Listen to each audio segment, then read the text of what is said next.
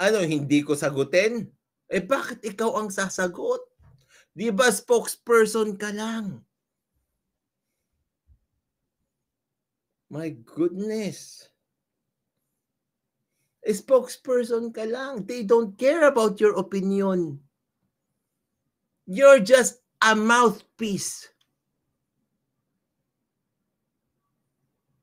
'Di ba?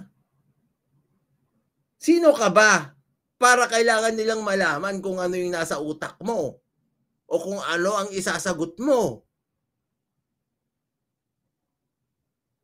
They don't care about you.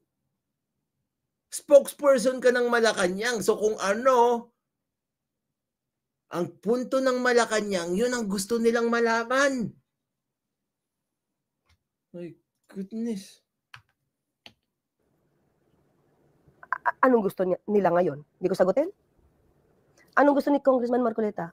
No comment lagi ako? Nakita mo, 'di ba, no comment lagi ako.